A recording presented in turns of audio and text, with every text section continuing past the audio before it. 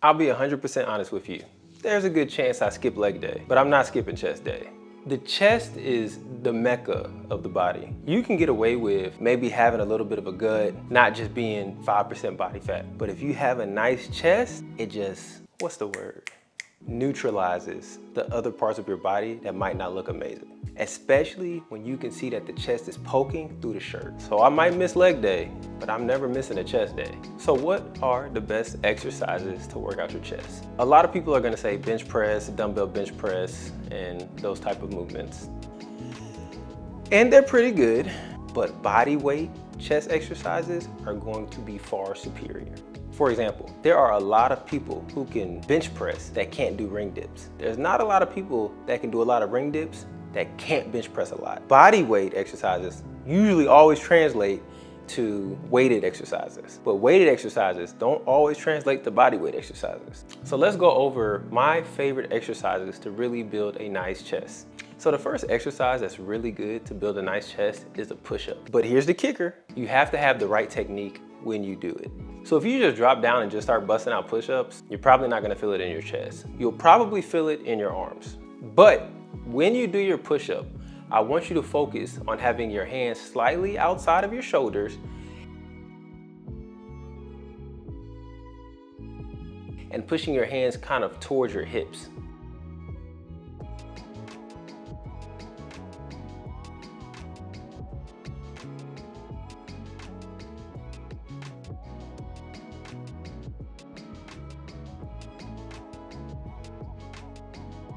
So when you push your hands more towards your hips, you activate your chest a lot more. But when you just have your arms out to the side or flared out, I've even heard people say, oh, widen your arms and flare your arms out. That doesn't work. Put your hands closer to your hips and you're gonna feel your chest activate so much more. And once you try that, you're gonna realize, wow, I can't do that many. I want you to try doing it on your knees. And it doesn't make you look soft if you do it on your knees, because guess what? I will do push-ups on my knees when it gets too hard doing it in a regular form. So again, first exercise we're gonna do is push-ups with the hands more towards our waist. And if it's hard to do that for more than 10, then drop down to your knees with that same form. Now, if you're trying to target more of your inner chest, then put your hands more in a diamond position. Again, even in that diamond position, I still want you to push your hands lower towards your waist than you do closer towards the middle of your chest. If you can do a diamond push-up with your hands more towards your waist and keep great form, you're going to feel your chest activate more than you ever have. Also, when you do your push-ups, make sure you're really protracting your scapula. So when I say protract your scapula, I mean literally, instead of just locking your arms out, push that thing through. You see that? There's a difference between just locking it out this way and pushing that thing through. Make sense? Now, the second exercise we're gonna focus on to help get a bigger chest is the archer ring dip. This is a very advanced calisthenic exercise. I can tell you now, on my best day, I can give you 5 each side. This is going to pump your chest harder than you've ever felt before. Now, you do need to have strong arms to be able to do this exercise. And if you feel as if, ooh, the archer ring dip is a little too much for me, then just do regular ring dips. Regular ring dips still activate your chest a ton. Because the rings move around, it forces your chest to use its stabilizer muscles that's going to build more muscle fibers in the chest. And guess what? If the ring dips are too hard, then drop down in an assisted position and just knock out some assisted dips. At the end of the day, as long as you're dipping, you are going to be targeting the chest tremendously. Now, the third and final exercise, which again is an advanced movement, is the iron cross openers. So all you're going to do is start at the top of a ring dip position. And you're just gonna open your arms up as far as you can. Now, feel free to hold it for a couple seconds if you want to get an extra pump.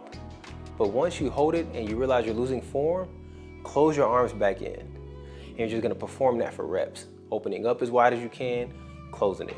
And those are pretty much the only exercises that I do for my chest that's really helped me get a nice developed chest. Matter of fact, let me show y'all something. Y'all see the pectoralis muscles jumping? That didn't come overnight. That's from doing these exercises that I'm telling you right now. So how many sets and how many reps should I do of this exercise? Well, I have 2 different answers. First, if you're limited on time, do this workout. I want you to set a timer for as long as you have available to work out. So let's say it's 30 minutes. And what you're gonna do is, you're gonna basically do a circuit style training. So you're gonna do as many push-ups as you can. For one set, burn out. Then you're gonna go to do dips, as many reps as you can, burnout set. Then you're gonna do iron cross openers, for as many reps as you can, burnout. Then you're gonna repeat and go back to push-ups. And you're just gonna keep going and going until your timer runs out. That's the first way. Now the second way is you have a number of reps you want to do in your head. So for example, start off with 100 reps of push-ups, 100 reps of dips, 100 reps of iron cross openers. And the next time you work out, you're gonna increase it to, let's say, 110 on each one. Then you'll go to 120 and you'll just keep increasing more and more. Because that's what's gonna grow your chest, progressive overload. Doing more reps and sets than you did last session is what really grows your chest to its maximum capacity. So try this chest workout out and tell me and comment below the results that you get.